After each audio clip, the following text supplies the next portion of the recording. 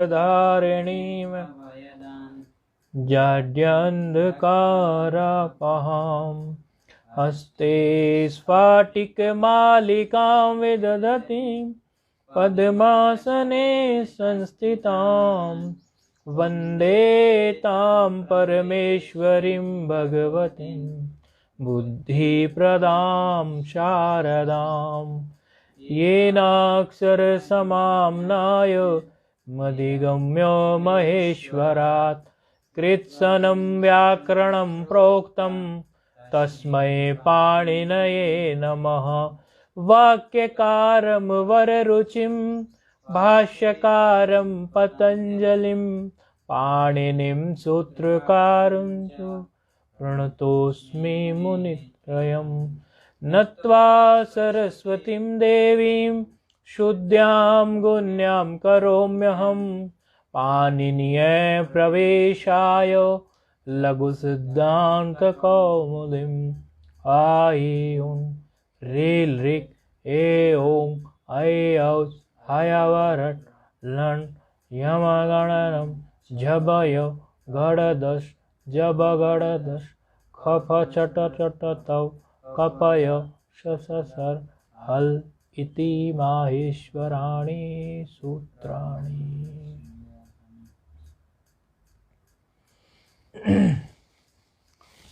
महाशिवरात्रि पर्व में कुछ अनध्याय हुए और सामान्य अध्याय तो 3 दिन का रहता है। अब की बार महाशिवरात्रि महापर्व था तो उसकी वजह से एक अधिक अनध्याय हुआ। तो व्याकरण और न्याय के लिए कुछ विद्वानों के द्वारा बातें कही गई हैं कि कुछ समय ना पढ़ो तो विस्मृत हो जाते हैं, लेकिन हमें लगता है आप लोग इन जो 4 दिन जो अनध्याय हुआ है इन 4 दिनों में आप अवश्य ही व्याकरण को देखते रहे होंगे। लघु सिद्धांत कौमुदी में हमारा अजंत पुल्लिंग प्रकरण चल रहा है और अजंत पुल्लिंग प्रकरण में हमने देखा कि पाणिनि जी ने जो सूत्र लिखे उनको वरदरायाचार्य जी ने जिस क्रम में लघु सिद्धांत कौमुदी में बैठाया उसमें अर्थवत धातु प्रत्यय प्रातिपदिकम को पहले बैठा दिया। सूत्र धातु प्रत्यय और प्रत्यांत को छोड़कर कोई भी अर्थवत शब्द हो उसकी प्रातिपदिक संज्ञा कर देता है। अर्थवत शब्द जो है वो कुछ भी हो सकता है, जो भी नाम है उसका कोई ना कोई रूप तो होता ही है। लौकिक व्यवहार में हम देखते हैं प्राय, तो यानी उसका कोई अर्थ निकलता ही है। संज्ञा जिसकी भी हम रखते हैं उसका कोई ना कोई बोधन करके किसी न किसी का निकलता ही है वो नाम। तो उस हिसाब से वो अर्थवद है तो उसकी प्रातिपदिक संज्ञा हो जाती है। लेकिन इतना कहने से भी बात ना बनी, कुछ बात छूट गई, तो विशेष बात कही कृत तद्धित समासाश्च सूत्र के द्वारा 1-2-46 में कहा कि आपने जो पूर्व के सूत्र में प्रत्यय और प्रत्यांत के लिए मना किया था कि उनको आप प्रातिपदिक ना कहें, कृत तद्धित समासाश्च सूत्र कह रहा है कि कुछ प्रत्यय को आप ले लीजिए। इन कुछ प्रत्यय को मानकर आप अवश्य ही उनकी भी प्रातिपदिक संज्ञा कर लीजिए। बोले किन किन प्रत्यय को ले लो? बोले एक तो कृदंत प्रत्यय ले लीजिए, एक तद्धित प्रत्यय ले लीजिए। कृत तद्धित समासाश्च अर्थात कृत तद्धितान्तौ समासाश्च तथा सयोहु। ये तथा शब्द का मतलब है प्रातिपदिक। प्रातिपदिक के लिए ही तथा शब्द आया है, अर्थात वो भी प्रातिपदिक हो, यानी कृदंत जो शब्द हो वो भी और तद्धितांत जो शब्द हो वो भी प्रातिपदिक हो। इसके लिए कृत तद्धित समासास उन्होंने कह लिया। सामान्य सूत्र ने तो प्रत्यय और प्रत्यांत का बाद किया था, प्रत्यय और प्रत्यांत को वर्जयित्वा, तो आप प्रत्यय है वर्जयित्वा। लेकिन यहाँ जो है कृत तद्धित समासास्य में उन्होंने कहा कि नहीं, आप कृदंत और तद्धित प्रत्यय को भी ले लीजिए। उसके बाद हमारा अधिकार सूत्र शुरू हो जाते हैं और अधिकार सूत्र को ही पहले लेने के क्रम में कई विद्वानों ने कहा है कि ज्ञाप प्रातिपदिकात प्रत्यय और परश्च। यदि आप इन सूत्रों को लेंगे और इसमें भी प्रत्यय सूत्र को भले ही लघु सिद्धांत कौमुदी में ग्रंथकार ने अपनी दृष्टि से इस प्रकार रख दिया हो, इस पर कई बार कई प्रकार के कई विद्वान विवाद खड़ा करते हैं कि कोई सूत्र ग्रंथकार ने, ग्रंथकार माना यहाँ पर लघु सिद्धांत कौमुदी के जो ग्रंथकार है वरदराजाचार्य जी, वरदराजाचार्य जी ने जो क्रम सूत्रों का रखा है उस क्रम में थोड़ा हेर फेर कई विद्वान लोग करते हैं। और प्राय हमने भी ये देखा है अपने पढ़ने पढ़ाने के समय पर, जो भी आप लोग के साथ आजकल ये पढ़ने पढ़ाने का क्रम चल रहा है, पढ़ने पढ़ाने का हम इसलिए बोल रहे हैं क्योंकि जब पढ़ाते हैं तब भी पढ़ते ही हैं। वस्तुतः पढ़ाई कभी पूरी नहीं होती। कोई ये कहे कि मेरी तो पढ़ाई पूरी हो गई, तो पढ़ाना भी पढ़ना ही होता है, उसमें और अच्छे तरीके से पढ़ना होता है और अधिक विचार होता है। पढ़ना पढ़ाना क्या है, विचार करना। तो इसमें क्रम में देखें प्रत्यय परश्चय, तो प्रत्यय परश्चय को यदि हम ले लें, पहले प्रत्यय को पहले ले लें, परश्चय को बाद में ले लें, फिर ज्ञाप प्रातिपदिकात ले लें और उसके बाद स्वजस्ट ये सूत्र ले लें, तो ये क्रम ऐसा विद्वानों के द्वारा बताया गया और देखने में लगता भी है कि ऐसा जो है, क्योंकि प्रत्यय का अधिकार चलने वाला है 5वें अध्याय के 160वें सूत्र तक, अर्थात 5-4-160 तक इसका अधिकार जाएगा प्रत्यय का, और यहाँ पर ये खत्म ही हो गया 5वां अध्याय। बहुत बड़ा इसका अधिकार है। इसी तरह परश्चय का अधिकार भी बहुत बड़ा है। तो ये इस तरह से जब हम क्रम लेके चलेंगे तो पहले प्रत्यय हो गया और फिर परश्चय हो गया। इन दोनों के अधिकार के अंदर ही फिर अधिकार में ज्ञाप प्रातिपदिक आ गया, क्योंकि इनका अधिकार 3-1 से शुरू हुआ और 5-4-160 तक गया। और ज्ञाप प्रातिपदिका जो है वो 4-1 पे है, तो बीच में ही आ गया ना, इनमें ही आ गया, अधिकार में ही आ गया। और 4-1-2 में स्वजस मोट षष्ठाभ्याम भी जो है ये भी इसमें ही अधिकार में आ गया। तो ऐसे जब हम अधिकार में रखेंगे तो प्रत्यय का ठीक ठीक अर्थ फिर हम प्रत्यय को समझ पाएंगे कि ये जो स्वजस मोट षष्ठाभ्याम बिस हैं ये प्रत्यय ही तो हैं। भाई देखिए, हमारे व्याकरण जगत में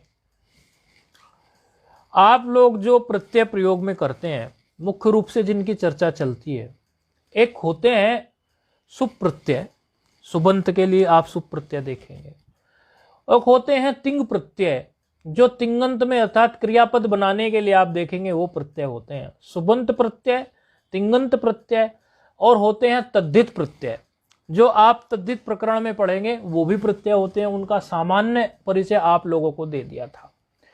तो कृत हो, सुप हो गए, सुप हो गए, तिंग हो गए, कृदंत हो गए, कृदंत प्रत्यय, तद्धित प्रत्यय हो गए, 4 हो गए, और 5वें हो गए स्त्री प्रत्यय। 5 ही प्रकार के प्रत्ययों का जिक्र ये होता है। देखो, इस प्रकार से समरी में कोई बात जब सुनने को मिलती है तो उसको नोट कर लेना चाहिए, समझ लेना चाहिए, क्योंकि बातें सबको पता है, लेकिन इस तरह से जब समरी मिल जाती है कि प्रत्ययों की समरी की गई है, तो प्रत्ययों की जब पूरी तरह से हमने सारे प्रत्यय को समेट लिया है, तो इनको समेटने के बाद में हमने देखा कि 5 ही प्रकार के प्रत्यय हो रहे हैं। एक जो है हमारे सुप्रत्यय। कोई आपसे ये कहने लगे कि व्याकरण जगत में कितने प्रकार के प्रत्ययों का जिक्र होता है, अब आप वहां पर गोल हो जाए, हालांकि आपने पढ़ा हुआ है, ऐसा तो नहीं है कि आपने नहीं पढ़ा हुआ है, आपके द्वारा ये पढ़ा हुआ विषय है, लेकिन पढ़ा हुआ होने के बावजूद भी आपने इस बात पर थोड़ा जोर नहीं दिया कि जैसे पूछा कितने प्रकार के प्रत्यय होते हैं, तो आप को दिमाग से आउट हो गए, क्योंकि इस पर आपने विचार नहीं किया। तो ये 5 प्रकार के प्रत्ययों का जिक्र यहाँ पर व्याकरण जगत में है। सुप्रत्यय, सुप्रत्यय जो हमारे स्वजस मोट षष्ठाभ्याम 20 सूत्र हम पढ़ रहे हैं ये। तिंगंत प्रत्यय, जो आप क्रियापद बनाएंगे, तिंगंत का पठती पठते पठंती जो वो रूप बनते हैं वो तिंगंत प्रत्यय लगा के ही बनते हैं। कृत प्रत्यय, कृत प्रत्यय आपको बताए हमने, कुछ घय इत्यादि आने को आपको कृत प्रत्यय के बारे में हमने बताया था, तुमोन इत्यादि, वो सब कृत प्रत्यय। तद्धित प्रत्यय, तद्धित प्रत्यय के लिए भी हमने आपको तद्धित के कुछ उदाहरण दिए थे। और स्त्री प्रत्यय, यही 5 प्रत्यय यहाँ हो गए, सुप, तिंग, कृत, तद्धित और स्त्री।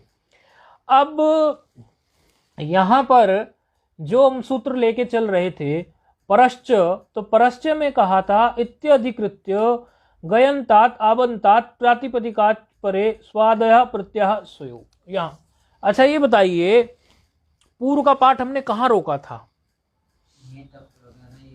मतलब क्या बात हमने ये कही थी कि ये कोई नई बला है, ऐसी सी कोई बात कह के हमने पाठ रोका था कि इस चीज को तो आप जान गए और ये कोई एक नई बला आ गई, इसको भी जानना है, ऐसा सा कह के हमने पाठ रोका था।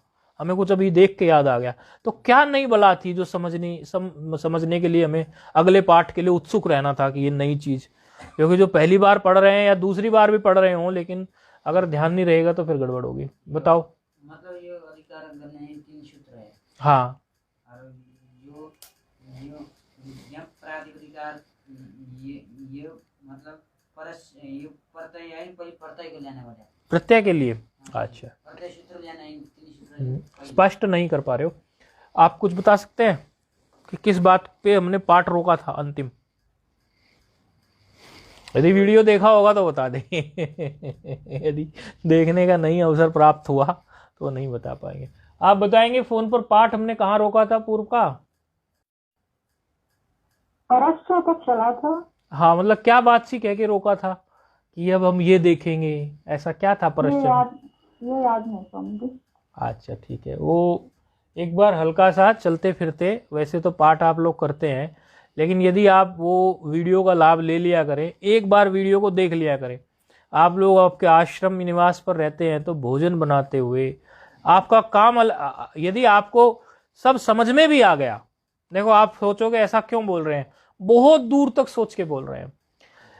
यदि आपके सब समझ में भी आ गया, फिर भी समझो ऐसे ही अपने मनोरंजन के कारण या कुछ भी साइड में रख के सुन लो उस वीडियो को, आपको फिर और जो है टिकने लगेगा। क्योंकि देखो ये व्याकरण और न्याय है ना, ये बहुत आवृत्ति मांगता है। आज तो हमारे सामने एक ऐसा भी प्रश्न आया कि अभी व्याकरण का पाठ हमारा ही चलता है, 2 से 3 चल रहा है ना, तो व्याकरण के पाठ चलाने के साथ साथ ऐसा किसी ने कहा हमसे, आप थोड़ा थोड़ा सा बोले मूल ही चाहे न्याय का बताते चलें।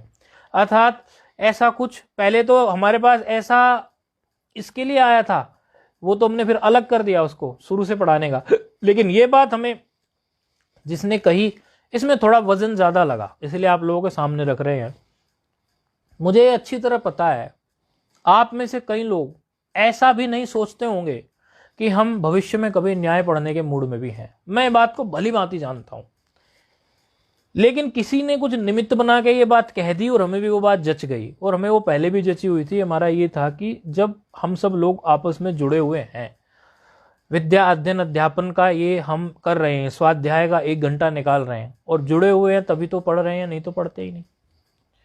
तो जहां तक आपने सोचा, जिस पायदान तक आपने सोचा, मेरा ये एक समझो व्यक्तिगत भाव रहता है कि ये मेरा व्यक्तिगत भाव है, आप समझो पता नहीं क्यों है, मैं भी नहीं जानता, कि जहां तक आप सोच के आए हो उससे एक पायदान और आपको आगे का जरूर दिखा दिया जाए।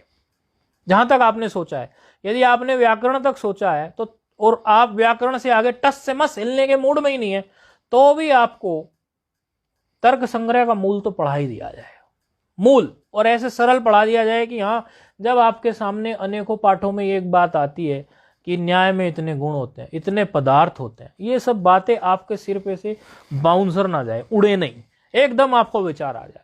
मैं ये नहीं कह रहा आप न्यायिक बहुत बड़े बन जाएंगे या नहीं बन जाएंगे, वो तो आपका अपना परिश्रम प्रयास है, उसके बारे में मैं कुछ कह नहीं सकता, मुझे नहीं पता। लेकिन इतना जरूर मैं कह सकता हूं कि मूल को आप कम से कम इतना देख लेंगे कि आपको जब भी कोई बात आएगी तो आपको एकदम पकड़ में आएगी कि अरे ये ऐसे है। तो इस बात को रखते हुए किसी ने मुझसे कहा कि यदि आप ऐसा करें कि पहली 30 मिनट 35 मिनट आप व्याकरण पढ़ा दें और बाद की 15 मिनट 20 मिनट हमारी जो मूल हमने पढ़ा हुआ है, बोले ऐसे तो हाथ से निकल जाएगा, तो वो मूल कम से कम जो है व्याकरण उसका तर्क का मूल आप सामान्य बताते चले जाएं, अधिक विचार ना डालें उसमें, अधिक विचार में हमें परिश्रम लगेगा, आप अपना विचार जो डालना चाहे डाल दें, हमारे पास समय नहीं, ये भी बोला कहने वालों ने।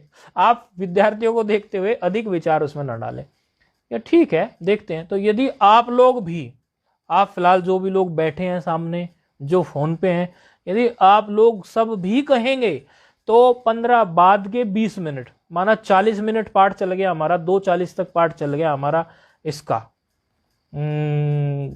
अपना व्याकरण का, तो बाद के 20 मिनट में हम केवल जो है वो मूल लेते चलेंगे, और मूल से संबंधित ही, मूल में ही हम तो ऐसा खेल कर देंगे कि आपको मूल में जो समझाना है समझा देंगे। जो लोगों को समझो उसकी दीपिका या पदकृत्य पढ़ के बात क्लियर नहीं हो रही, हम आपको मूल के बहाने से ही बता देंगे। तो यदि आप लोगों का ऐसा भाव होगा तो हम इसमें फिर तर्क भी, और हंसते खेलते ये गुजरते चलते व्याकरण में चली रहे, खेलते खेलते इसका मूल भी हो जाएगा तर्क का। आप ये भी लिख पाएंगे कि हम न्यायिक भी हैं छोटे मोटे, जो मूल तो पढ़ ही लिया है तर्क का, व्याकरण तो चल ही रहा है, व्याकरण चलता रहेगा और ये तो जीवन भर है भाई। ये व्याकरण पढ़ने के बाद शास्त्रों में भी तो वो व्याकरण पढ़ना ही पड़ता है ना, उसके नियम। तो लेकिन आप लोग सामने से कहेंगे तो आप लोगों का ऐसा भाव होगा, तो नहीं तो थोपेंगे कुछ नहीं हम। तो किसी 2 ने कहा है और 5 नहीं कह रहे हैं तो हमने बिल्कुल नहीं बताएंगे, क्योंकि 5 की वोट ज्यादा है। 2 ने कहा है और 2 से ज्यादा और लोग भी कहेंगे तो करेंगे। तो आप लोग ये विचार करके हमें बता दो 1-2 दिन में, और हम फिर उसी हिसाब से फिर 1-2 दिन में शुरू भी कर देंगे। कहीं किसी का मूल शुरू हुआ है आजकल मूल शुरू है, आपको पता होगा, कहीं हुआ है, नहीं पता हम बाद में बता देंगे।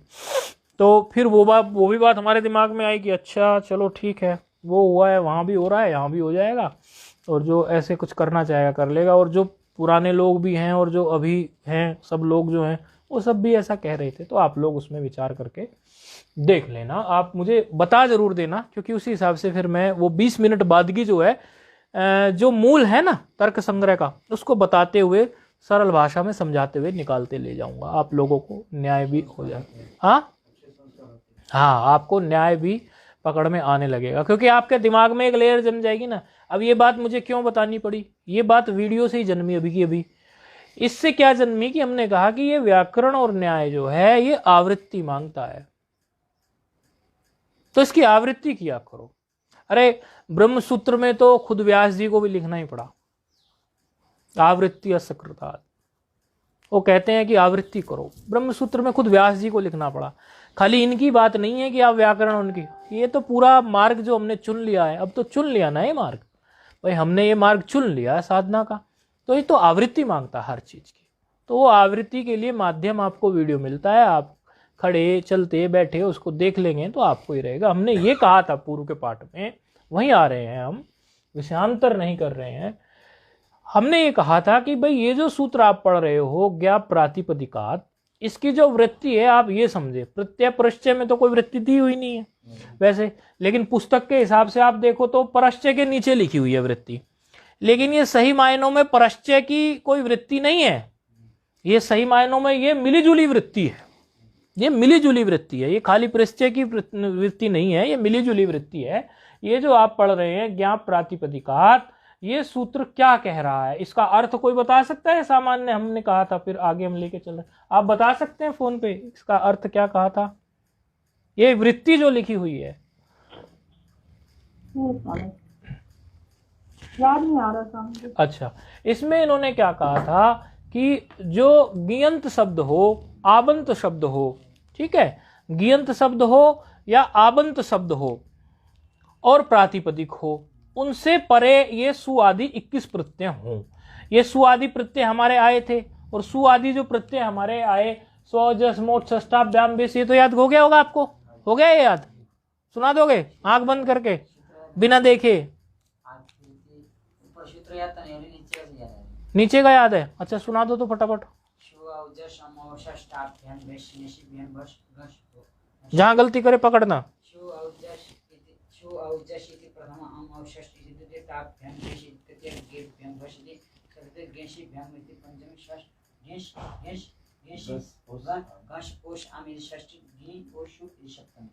अच्छा, आप फोन पे आपको भी याद होगा, ये सुना देंगे आप तो फटाफट, आपको तो पक्का ही होगा।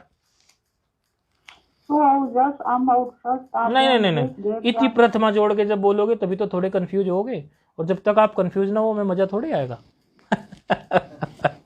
मतलब थोड़ा ऐसा नहीं बता पाऊंगी। अच्छा, सुओ जैसी थी प्रथमा, नहीं इसमें तो कुछ इसके बाद में सीधे इति द्वितीय प्रथमा यही तो जोड़ना है बस, और क्या करना है इसमें, यही तो जोड़ना है। आप सुओजस अमोट सस जो कह रहे हो, एक एक में वो जोड़ते चले जाओ, सुओजस इति प्रथमा अमोट सस इति द्वितीय, ऐसे कहते चले जाओ, कह सकते हैं।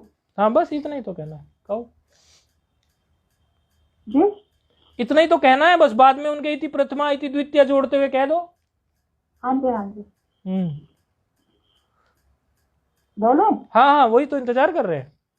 अच्छा, सुओजस प्रथमा अमोक्षस इति द्वितीया ताभ्याम भेषति तृतीया येभ्याम भ्यास इति चतुर्थी कचिभ्याम भ्यास इति पंचमी गस ओस आम इसी षष्ठी, नी ओस सुप इसी सप्तमी। बिल्कुल बढ़िया।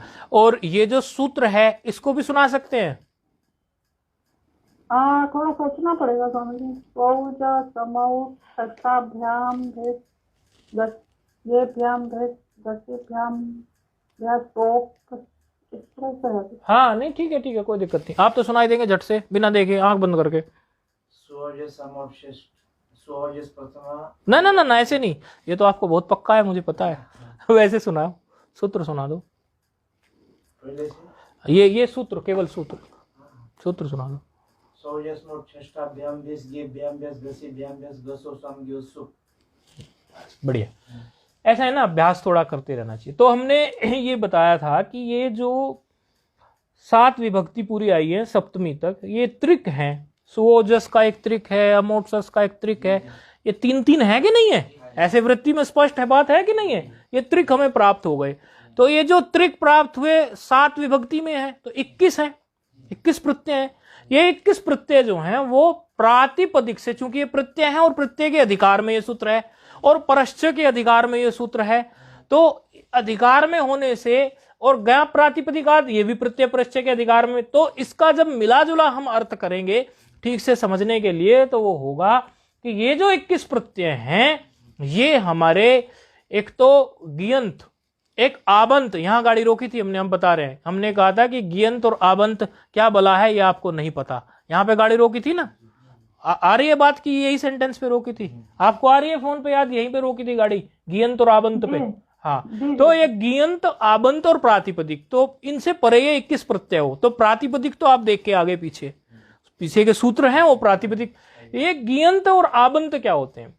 तो हमने अभी अभी आपको बताया था कि व्याकरण जगत में हम 5 प्रकार के प्रत्यय पर विचार करते हैं। ये देखा था, अभी बताया था आपको कि नहीं बताया था? तो ये जो गियंत जो हैं और आबंत जो हैं ये स्त्री प्रत्यय के अंतर्गत आते हैं। ठीक है, ये स्त्री प्रत्यय के अंतर्गत आते हैं। थोड़ा दिखा देते हैं आपको।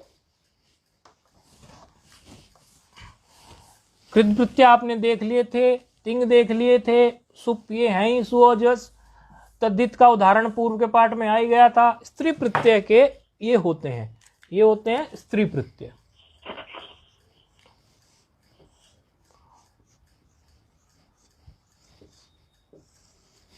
कोई भी को हम बनाते भी है ना स्त्री प्रत्यय लगाकर, फिर उसको उसी तरह का बनाते हैं कि नहीं स्त्रीलिंग उस ढंग से, तो उसके लिए ये प्रत्यय हैं। अच्छा, कौन से मैंने बताए? गी और आबंत बताए, है ना। गी बताए, तो गी से हमारे कौन कौन से हो जाएंगे? गी एक सामान्य रूप से इन्होंने गी लिख दिया, इस गी प्रत्यय के अंदर भी 3 प्रत्यय हैं। कौन से? गीप, गीश, गीन। गीप, गी, शु, हाँ, और ये 3 प्रत्यय ये गी में आ गए, अर्थात इनको गयंतात कहते थे, है कि नहीं? उनमें गयंतात आप जान ही रहे हैं, वो ई को यकार हो गया, ई को यण चीज है तो गयंतात बोल देते हैं इसको। तो ये गी प्रत्यय अर्थात गयंतात प्रत्यय कौन से हैं? 3, गीप, गीश, गीन। अच्छा, और 3 प्रत्यय और बताए, 3 प्रत्यय और होंगे, किसमें होंगे? गीप, गीश, गीन हो गए, और तीसरे हैं ये गयंतात, आबंतात, यानी आप, आबंतात है ना।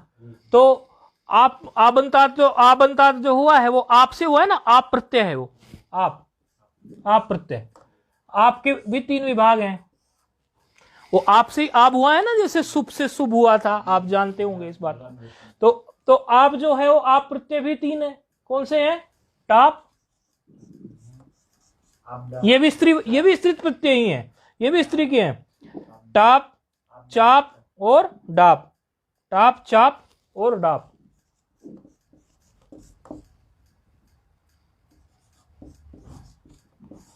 टाप, चाप और डाप, इनमें ये आप इनको इसलिए बोलते हैं क्योंकि ये टकार चला जाता है ना, और चकार भी चला जाता है और डकार भी, यानी टाप का टकार चला जाएगा, किससे चला जाएगा? जो पहले पढ़े हुए होंगे वो तो बता देंगे।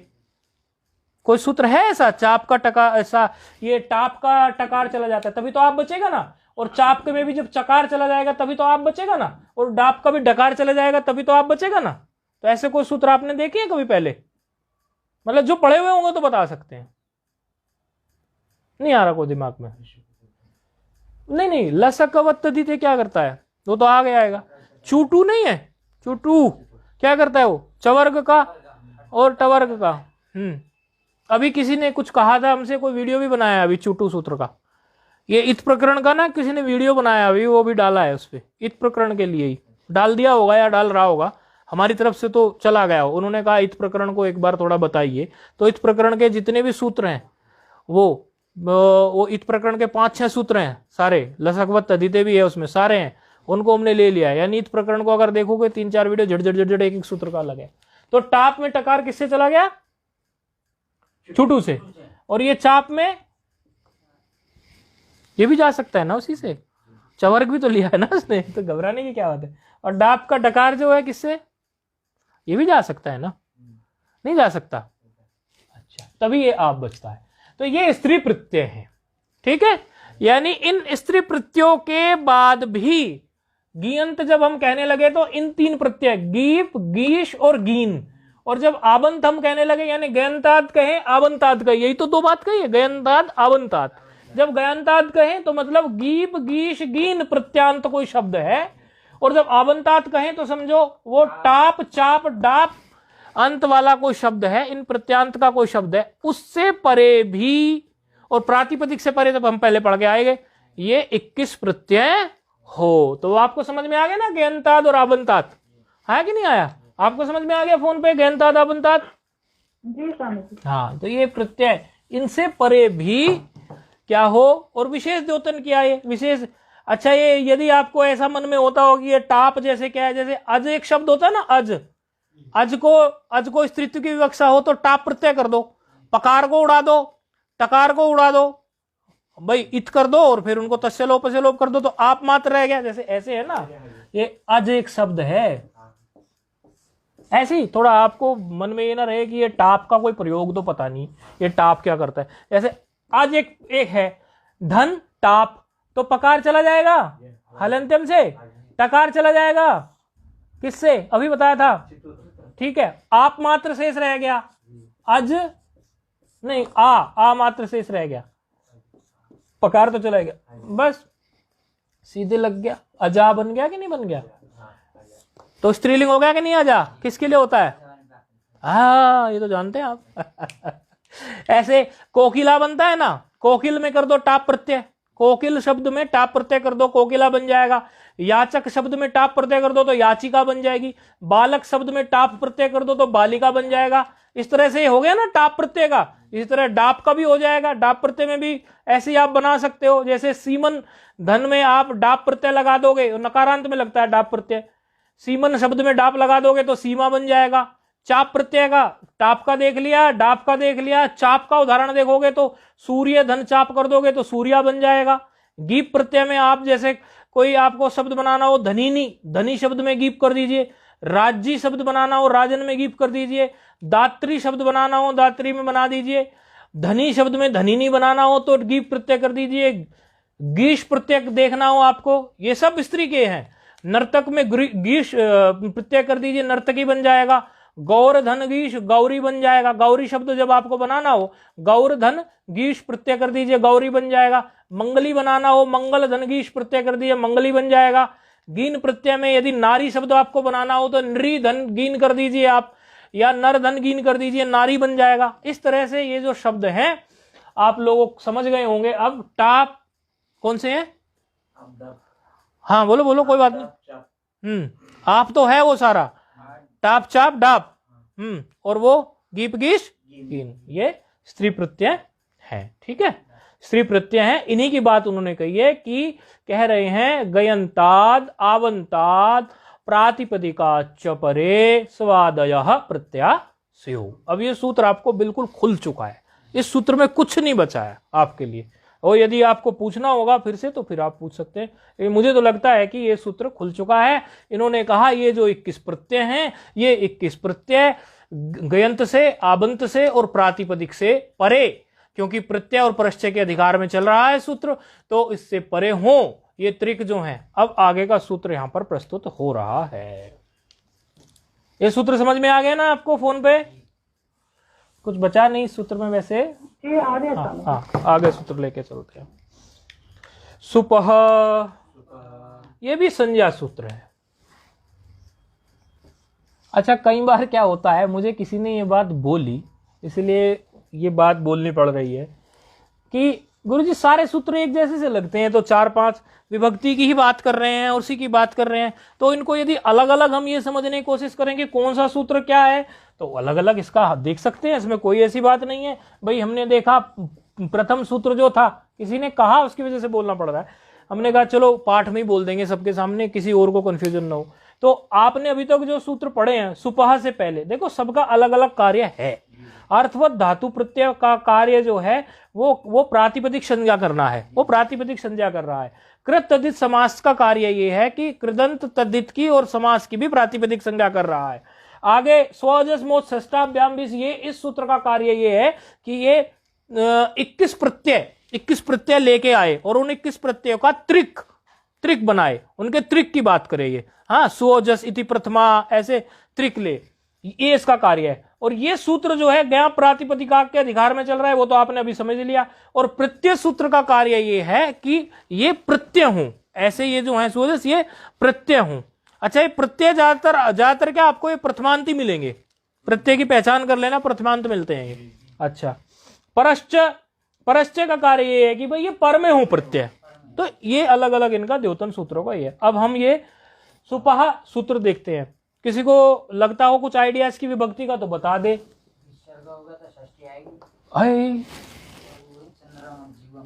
किसमें? हाँ नहीं, विसर्ग तो आगे है, चंद्रमा ऊपर है, दोनों अलग अलग हैं। चलो कोई बात नहीं, आपने जैसे भी पहचान की ये षष्ट्यांत पद है, ठीक है। अब इसमें अनुवृत्ति आ रही है त्रीणी त्रीणी, इसमें 2 शब्द आपको 2 बार दिखाई दे रहे हैं, ये त्रीणी त्रीणी शब्द। तो ये जो त्रीणी त्रीणी है ना, त्रीणी वृत्ति में देखेंगे ना आपको दिखाई दे रहा है त्रीणी, आपको त्रीणी शब्द दिख रहा है, इसकी अनुवृत्ति आ रही है तिंग स्त्रीणी त्रीणी से। देखो ये सूत्र कहां है, 1-4-102 के ऊपर देखो किस नंबर पे बैठा है, तिंग स्त्रीणी त्रीणी सूत्र बैठा होगा। कितने नंबर पे बैठा है बताओ? आप लोग सो ना जाओ इसलिए एक्टिव रखना पड़ता है आप लोगों को। आजकल तो गर्मी आ रही है, दोपहर को वो सोने का ही समय होने वाला है, तो आप लोगों को बीच में एक्टिव तो रखना पड़ेगा। त्रीणी त्रीणी, बताओ कहां है सूत्र?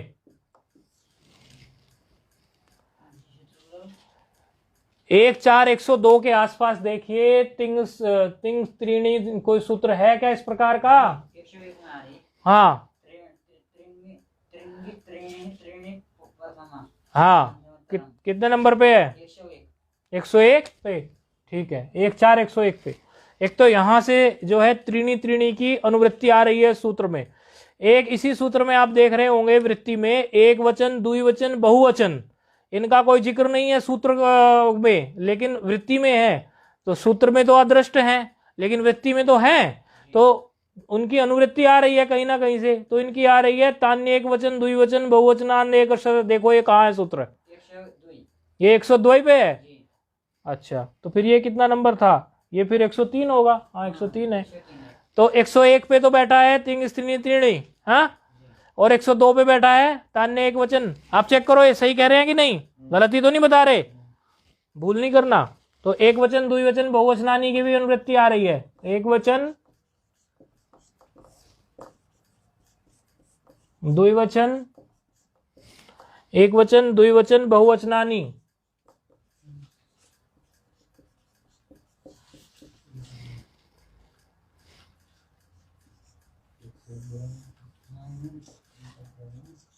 आपने कहा तिंग स्त्रीणी जो है 1-4-101 पर बैठा है, आपने बोला ना, ये मैं चेक नहीं कर रहा हूं, आप पर विश्वास कर रहा हूं।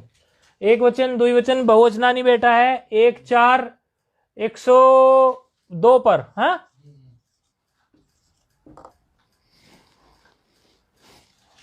कौन सा? तान्य एक वचन, द्विवचन, बहुवचनानेक, ये ना, ठीक है।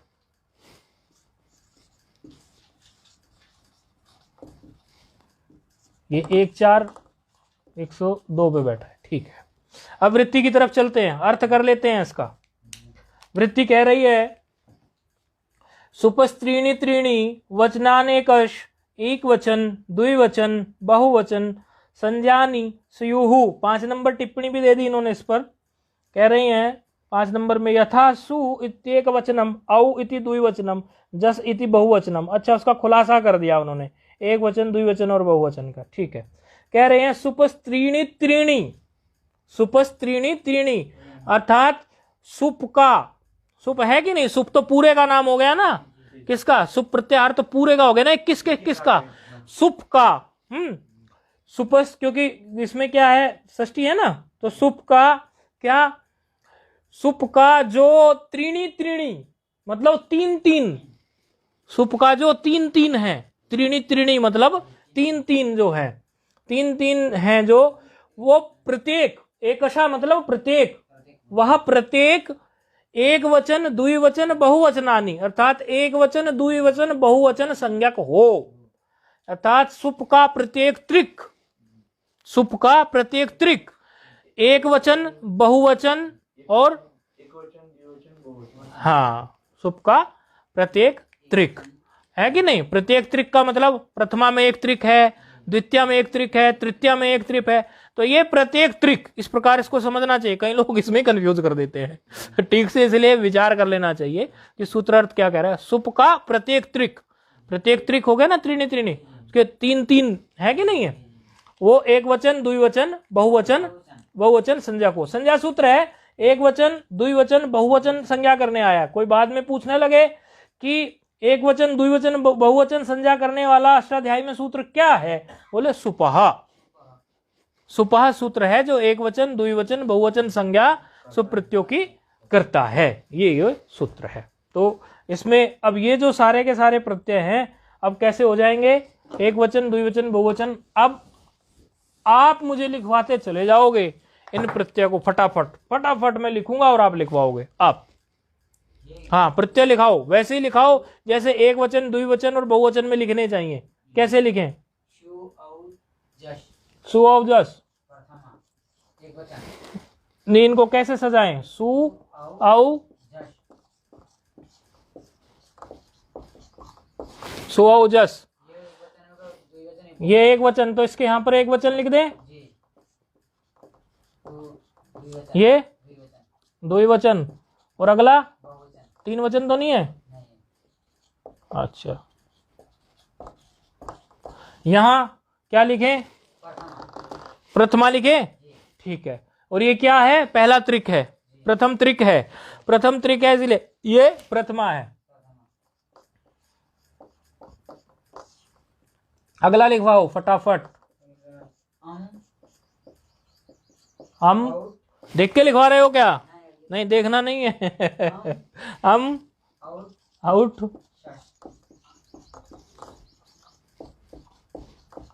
अगला बताओ तृतीया, यहाँ तृतीया लिखोगे चतुर्थी, अच्छा क्या, टा भैं, क्या बताया, भ्याम, टा भ्याम, भ्याम, हाँ भ्याम है,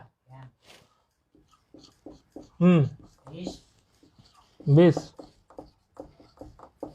अगला बताओ यहाँ क्या लिखूं, खोपड़ी में फिट होने चाहिए बिल्कुल, ये आगे सारे रूप सिद्धि होनी है इनसे कटाकट, और ये सब आपसे पूछा जाया करेगा, ये सारे सूत्र प्रस्तुत होंगे वहां पर, एक साथ सारे सूत्रों को लाके खड़ा करना है आपको और इसी का अभ्यास करना है। आपसे हम ये पूछेंगे, पहले ही बता रहे हैं आप लोगों को, फिर आप कहोगे कि पहले नहीं बताया था। हम आपसे बोलेंगे जब रामः सिद्ध हम आपसे करवा देंगे, जब रामः, वो काम नहीं होना चाहिए जैसे वहां वो एक हरियाणा के गुरुकुल से पढ़ के आया था, उसको स्वामी जी ने पूछा और वो गड़बड़ खा गया। जिस समय हम रामः सिद्ध कर देंगे, प्रथमा विधि का एक वचन रामः सिद्ध करने को रमु क्रीडायाम धातु से लेकर, पहले बोल रहे हैं इसीलिए, रामः सिद्ध होने तक जितने भी सूत्र हैं, छोटे से छोटे बड़े से बड़े, सारे आपकी वाणी से मुखरित होने चाहिए। ठीक है कि नहीं है, सारे आपकी वाणी से निकलने चाहिए।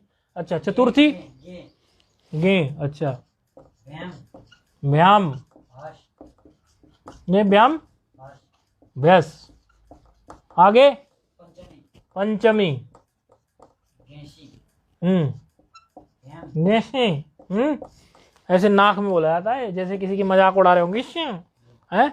ऐसे वो बोलता था ना, क्या नाम था, ओशो बोलता था, नाक में ही बोलता था हमेशा। मैं जानना चाहता उन लोगों से जो बोलते हैं, नाक में ही बोलता था वो।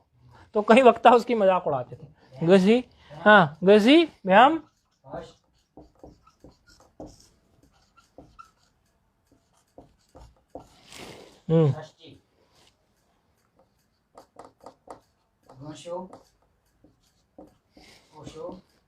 क्या है? घश, ओस, ओसो नहीं, ओ हाँ अभी ओसो बोला तो ओसो नहीं है, ये ओस है। देखो वहीं पहुंच गया आपका दिमाग। घसो साम, हाँ षष्ठी था वो तो। हाँ सप्तमी बताओ क्या है? गी, ओस,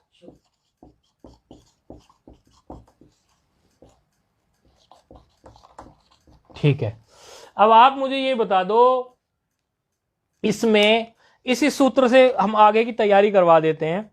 अब नंबर किसका लगता है पूछने का, किससे पूछा जाए? अच्छा जो फोन पे है उनसे पूछा जाए। आप मुझे ये बता दो, मस्तिष्क में तो आपके भी ये घूम ही गए होंगे, भले आप फोन पे हो, कि इन्होंने बोर्ड पर क्या लिखवाया। मतलब बैठ गया ना दिमाग में जो लिखवाया इन्होंने। अच्छा अब आप मुझे ये बता दें कि इसमें प्रथमा के एक वचन से लेकर सप्तमी के बहुवचन तक किस किस की हम किस किस सूत्र से इत करते चले जाएंगे और तस्य लोप करते चले जाएंगे। ना दिमाग लगा के प्रश्न का उत्तर देना है, जल्दबाजी नहीं करना, धीरे धीरे बोलना, भले कोई जल्दबाजी नहीं है, क्योंकि ये अभ्यास बनाना है। प्रथमा में सु से शुरू हो रही है कहानी और सुप के बहुवचन तक जा रही है कहानी, आपके अभी के पढ़े हुए से, क्योंकि कुछ ऐसी भी बातें हैं जो आपने अभी पढ़ी नहीं, तो उसमें हम आपको बिल्कुल कमी नहीं निकालेंगे, क्योंकि वो तो सूत्र ही आपने नहीं पढ़ा। लेकिन अभी तक जो आपने इत संजक सूत्र पढ़े हैं, उन इत संजक सूत्रों का फिर तस्य लोपा से लोप होता है, उसके अनुसार किसको हम किस सूत्र से इत कहेंगे और फिर उस इत का तस्य लोपा से लोप कर देंगे। आप बताते चले जाइए हमें। सो में ऊ का लोप होगा, उपदेश अनुनासिक इत से एक संज्ञा हो गई। हाँ और तस्य लोप से लोप हो गया जी।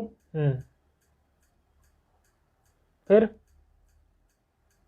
तस्य लोपा से लोप हो गया। आगे और ऐसे ही रहेगा।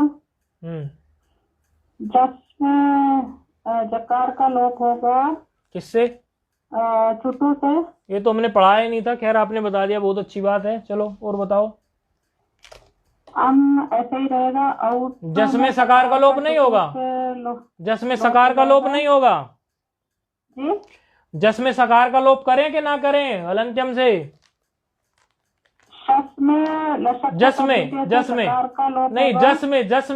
में बोल रहे हैं हम पहले, सो जस का जो जस है जी, इसमें सकार का हम सकार को हम इत करें कि नहीं करें हलंत्यम से, और तस्य लोप से लोप करें कि नहीं करें? नहीं, जकार का लोप होगा उसमें। नहीं सकार का क्यों नहीं होगा, प्रश्न तो ये है। ये नहीं पता स्वामी। लेकिन होगा नहीं, आपका ये कहना है जी। अच्छा चलो आगे बढ़ो, अगला प्रश्न फिर हम यहाँ डालेंगे, आप बताते चले जाओ आपकी जानकारी के अनुसार, ठीक है। अम में ऐसे रहेगा। और ऐसे अम में मकार अलंत्यम से नहीं जाएगा, अलंत्यम से इत नहीं होगा। नहीं। क्यों नहीं होगा, कारण मालूम नहीं स्वामी। ठीक है। आउट में आगे बढ़ो। आउट में टकार का होगा चुटू से। ठीक है, चुटू से होगा, बहुत सुंदर। गंगा जी कहाँ है? बोले उधर है। कहाँ? बोले पहाड़ के दूसरी तरफ। अच्छा ये वही बात हो गई। आउट में किससे होगा? चुटू से। हमने पढ़ाया नहीं है, आपने पढ़ा है तो कम से कम ठीक से तो पढ़ते। चुटू नहीं, चुटू से नहीं होगा। आगे चलो। आगे शख्स में लशक व तद्धिते से शकार का। ठीक है, और बाद में जो सकार है अंतिम उसका नहीं होगा। और आगे टा आ गया ना, फिर टा व्याम भी विस आ गया ना। अब ये याद नहीं आ रहा समझ। अच्छा आप बताइए महाराज सटासट, और आप सुनते जाइए और आप वो वीडियो देखिए। आप आप जो है ना, आप वो वीडियो देख लीजिए, वो कल वीडियो कल पता नहीं हमें डाला नहीं डाला, डल जाएगा, हम बोल देंगे। उसमें इत करने का ही सारा खेल है। इत, क्योंकि इत के जितने सूत्र पूरे अष्टाध्याय में है वो सारे बता दिए उसमें। इत करने के जितने भी सूत्र हैं इत संज्ञा के, तस्य लोप तो फिर लोप कर ही देता है। तस्य का तो मतलब ही है जो जितने अभी तक उत हुए उनका लोप कर दो। लेकिन इत कौन कौन से सूत्र कर सकते हैं वो आपको इस प्रकरण में खूब जरूरत पड़ने वाली है। इसलिए किसी ने हमसे को जिक्र किया और हमें लगा कि हाँ इसकी जो बात है वो तर्क संगत है, तो हमने इत के हर सूत्र का बता दिया। वो हर सूत्र को लेकर उन्होंने वीडियो डाल दिए होंगे, कोई 5 मिनट का सूत्र है, कोई 10 मिनट का, टोटल वीडियो ही 40-45 मिनट का होगा। उसको उन्होंने कट कट करके हमने कहा था एक एक सूत्र का ही डालना, कोई एक ही सूत्र देखना चाहे दूसरा ना देखना चाहे तो किसी पे थोपना थोड़ा ही है। तो वो देख लेना आप बता दो, क्योंकि आपसे भी मैं इसलिए अपेक्षा कर रहा हूं क्योंकि मुझे लगता है शायद आपको कोई स्मृति रह जाए, कोई विस्मृति ना हुई हो। फटाफट बताते चले जाओ। इन्होंने कहा जस में, इसी बात को ले लेते हैं। पहले इन्होंने कहा जस में स्वामी जी जकार की तो हम चूटू से कर देंगे, लेकिन जो सकार है जस में इसकी नहीं कहेंगे, इसका कारण मुझे नहीं पता। इन्होंने कहा इसकी नहीं करेंगे, इतनी ही करेंगे, लेकिन कारण मुझे नहीं पता। तो उत्तर तो उनका सही है और कारण नहीं पता इनको, वो कारण आप बता दीजिए। आपको प्रश्न समझ में आ गया ना, हमने क्या कहा फोन पे? आप ही की बात को जो हमने रिपीट किया वो समझ में आ गई ना? सकार का तो स्वामी जी विसर्ग हो जाता है ना? नहीं, सकार का विसर्ग हो जाता है, दूसरा रू से रू बन जाएगा। अरे यहाँ पर क्या यहाँ पर सजुसरु आप लगा सकते हैं जस में? जस एक प्रत्यय है, एक स्वतंत्र प्रत्यय में आप लगा देंगे ऐसे? सजुसरु क्या कहता है? राम का बनेगा शब्द तब। अच्छा, जस के सकार को आप विसर्ग कर देंगे? तो प्रश्न तो ये हुआ ना कि जस का सकार क्यों नहीं इत हुआ। प्रश्न तो पहले ये है ना, वो तो जब वो रह गया बेचारा तब तो उसको विसर्ग बनाया है हमने, पहले तो रहा है ना, रहने के बाद तो हमने विसर्ग बनाया है ना उसको। आप बना देना, हम कोई मना ही नहीं करते। लेकिन जब यहाँ प्रत्यय बैठा हुआ है और उसके बारे में हम ये पूछ रहे हैं कि ये प्रत्यय अब हम आगे प्रयोग करने वाले हैं जस का, तो सकार इसमें क्यों नहीं इत हुआ, उसका भी तो कोई कारण होगा ना। आपको याद हो तो बता दीजिए। हाँ, देख तो लिया आपने झट से। हाँ, ये सूत्र आगे आने वाला है, चिंता की बात नहीं है। न विभक्तो तुस्माहा ये सूत्र आएगा, मैंने इसीलिए उसकी भूमिका बना दी है कि भाई हलंत्यम से प्राप्त है हलंत्यम से, लेकिन कुछ विशेष स्थिति में वो बाध कर देगा। इसलिए अब आपके दिमाग में अच्छे से रहेगा।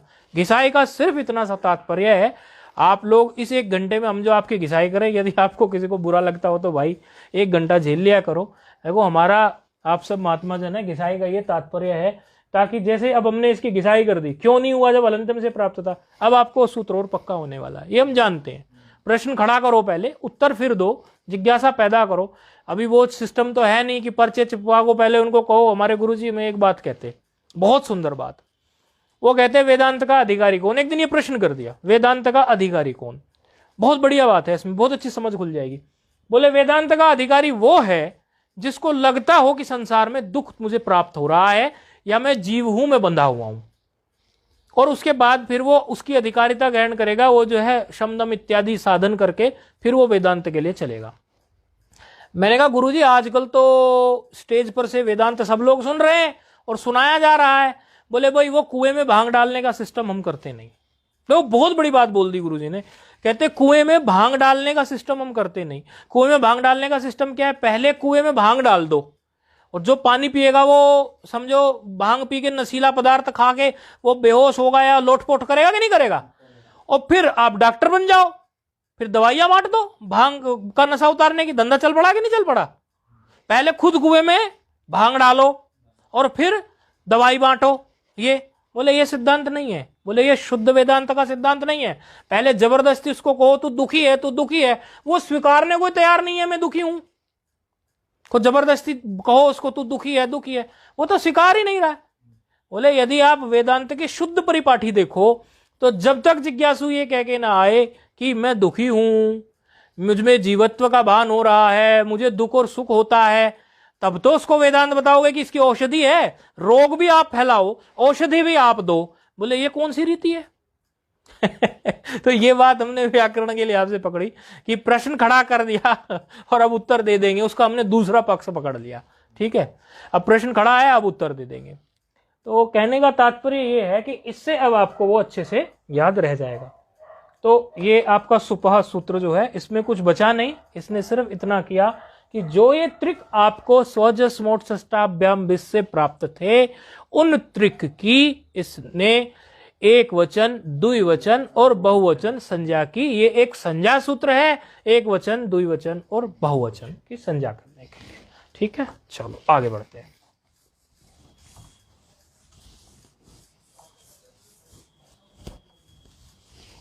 वैसे मैंने तो अभी कुएं में भांग ही मिलाई है पहले प्रश्न डाल दिया है, लेकिन वेदांत की यह परिपाटी नहीं है, तो व्याकरण में आपको सिखाने के लिए है, आप सीखने आए हैं तो सिखाने की दृष्टि से। खैर आगे चलते हैं। द्वयेकयो द्विवचने एक वचने। देखो अब कुछ विशेष स्थिति खड़ी हुई है। क्या स्थिति खड़ी हुई है? वो कह रहे हैं कि आपने ये त्रिक जो है, इसकी तो व्यवस्था आपने दे दी कि एक वचन हो, द्विवचन हो, बहुवचन हो। हमारा जो ये ग्रंथ है और अष्टाध्यायी जब हम पढ़ते हैं, वो प्रत्येक कार्य को सूत्र से करवाते। छोटा छोटा आकार को आकार भी बनाना होता है, तो उसके लिए भी अका सवर्ण दीर्घ सूत्र दे देते हैं कि नहीं दे देते हैं। इसी प्रकार से प्रत्येक चीज को वो सूत्र से बोधित करते हैं कि ये आई कैसे है, यही इसकी विशेषता है। तो अब वो द्विवचन और एक वचन के बारे में कि यदि आपको द्विवचन और एक वचन चाहिए, आपको द्विवचन और एक वचन कहीं बनाना पड़ जाए, इसकी विवक्षा आपको हो, आप द्विवचन और एक वचन चाहते हो, ओहो वचनई नकार होना चाहिए ना, वचनई द्वैकियो द्विवचनैक वचन, वचनैक वचन। तो यदि आपको द्वित्व की और एकत्व की विवक्षा हो, अर्थात आपको दो कोई चीज कहनी है और एक कोई चीज कहनी है, तो ऐसी स्थिति में जब आपको द्वित्व की और एकत्व की विवक्षा हो, तो सूत्र प्रस्तुत हो रहा है द्वयेकयो द्विवचनैक वचने। अच्छा, सूत्र क्रमांक है 1422। अच्छा, सूत्र क्या कह रहा है? बड़ा सरल सूत्र है और इसमें द्वयेकयो हो एक है, ये कौन सी विभक्ति होगी? द्वयेकयो हो सप्तमी द्विवचन होगी। और दूसरा है द्वयेकयो हो के बाद द्विवचनैक वचन, दो पद है इसमें, एक है द्वयेकयो हो और एक है द्वयेकयो के बाद द्विवचनैक वचने। द्वैवचनैक वचने ये कौन सा, ये किसका पद है? हाँ,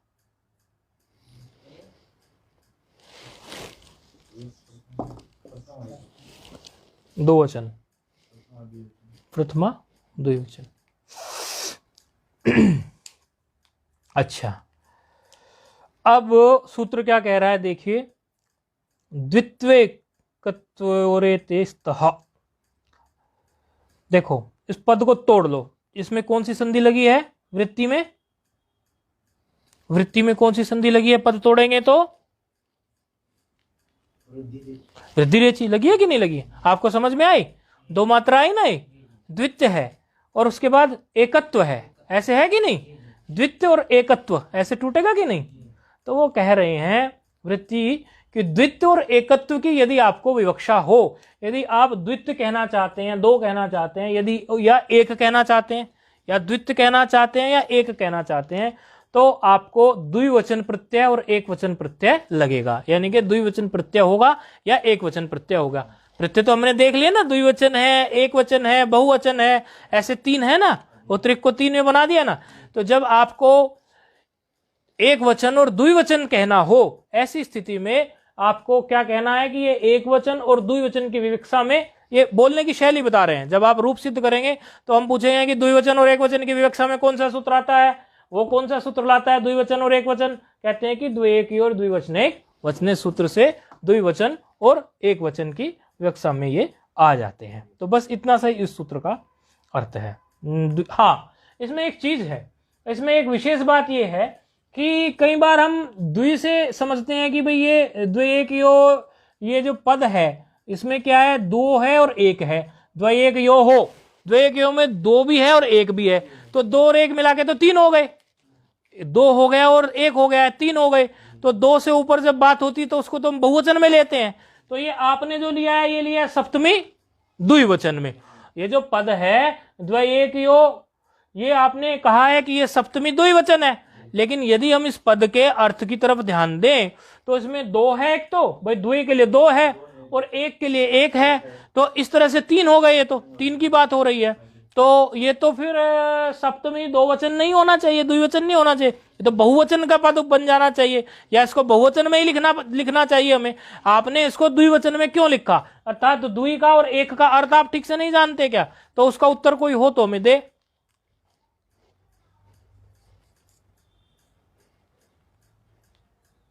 आप बताओ फोन पे। द्वयकियो द्विवचने जो सूत्र है, इस सूत्र में ये जो पद है सप्तमी द्विवचन का, ये तो बहुवचन जैसा होना चाहिए, ऐसा लग रहा है देखने से। जी तो क्यों नहीं ये बहुवचन जैसा हो रहा है? मतलब प्रश्न तो समझ में आया ना? जी जी तो ये फिर एक वचन, ये द्विवचन ही क्यों लिया है? बहुवचन जैसा लग रहा है। द्वयकियो हो, क्योंकि इसमें द्वि भी है और 1 शब्द भी है, और 2 और 1 तो ऐसे 3 हो गए, तो वो तो फिर बहु में आना चाहिए, द्विवचन में तो नहीं आना चाहिए। संख्या नहीं बता रहे ना, ये द्वित्व और एकत्व की बात हो रही। अच्छा, द्वित्व और एकत्व की बात हो रही है, ये संख्या नहीं बता रहे हैं। ऐसा कह रहे हो आप? जी जी जी। अच्छा, तो संख्या किसको कहते हैं? मतलब उदाहरण दे दो ऐसी सामान्य, ऐसे हम आपका कोई वो नहीं करना चाह रहे। जब किसी चीज में द्वित्व कहने लगे या एकत्व कहने लगे, जैसे हम ये कह रहे हैं कि ये जो है इसमें हमने द्वित्व की खाली जो 2 मात्र है, ऐसे हमने उससे जो बोधित कोई है, उससे बोधित जो संख्ये जो है उससे बोधित, जैसे हम ये कहने लगे कि 2, ऐसे हमने बोल दिया, और हम कहने लगे 2 लड़के 2 बालिका, तो बालिका का बोध कराना चाह रहे हैं कि नहीं हम? 2 से हम बालिका का बोध कराने जा रहे हैं कि नहीं जा रहे? और यदि हम इसके लिए कहने लगे सीधे सीधे बोर्ड में समझिए, 1 लिखा है, ये 2 लिखा है, ये 3 लिखा है, ये 4 लिखा है, ये 5 लिखा है। अब इस एक संख्या की यदि हम बात करने लगे या इस 2 संख्या की बात करने लगे, ये तो अकेली ही है संख्या, ये 3 संख्या भी तो अकेली ही है, ये 4 संख्या भी तो अकेली है, ये 5 संख्या भी तो अकेली है। जब इसी संख्या को हम किसी को संबोधित करने के लिए लगा देंगे, इस प्रकार कुछ प्रयोग कर देंगे इसका सामान्य भाषा में कि 2 लड़के 2 लड़की 2 तरबूज 2 खरबूज, इस तरह से जब हम कह देंगे, यानी जब हम इसके द्वित्व या एकत्व की बात ना करके उसको संख्या में आरूढ़ कर देंगे, तब ये जो है हमारा एक वचन द्विवचन बहुवचन उस तरह से चलना शुरू हो जाएगा। अर्थात जब हम कहेंगे 1 राम है, 2 राम है, 3 राम है, तब तो वो एक वचन द्विवचन बहुवचन में जाएगा। उससे पहले यदि हम कहने लगे 1 2 3 4 5 और केवल उस एक संख्या की बात कर रहे हैं, उस 2 संख्या की बात कर रहे हैं, 3 संख्या की बात कर रहे हैं, 4 संख्या की, उस संख्या से किसी संख्या को हम बोधित नहीं कर रहे हैं, ऐसी स्थिति में वो ये केवल जो है जो वो संख्या है उसको ही लेके कहेंगे। अर्थात यहां पर 1 कहा था तो वो केवल एक संख्या की बात हुई, और 2 कहा था वो भी एक संख्या की बात हुई, तो ये दोनों मिलकर केवल 2 ही हुए, तो इसलिए द्विवचन ही लिया, बहुवचन नहीं लिया। थोड़ा सा सोचना इसके बारे में, जिसको समझ में नहीं आया, वैसे तो सरल बात थी। तो द्वयकियो द्विवचनीय सूत्र इतना करता है। अब जो है अग्रिम पाठ से, अब इसके बाद जो है आपके सामने प्रस्तुत हो जाएगा राम, और वो कहेगा और हम आगे बढ़ेंगे, उसकी सिद्धि चालू हो जाएगी। अब सारी भूमिका इसकी राम की सिद्धि की हो चुकी है, अब अगले पाठ में राम के रूप की सिद्धि शुरू हो जाएगी। ओम पूर्णमदः पूर्णमिदं पूर्णात् पूर्णमुदच्यते पूर्णस्य पूर्णमादाय पूर्णमेवावशिष्यते। ओम शांति शांति शांति।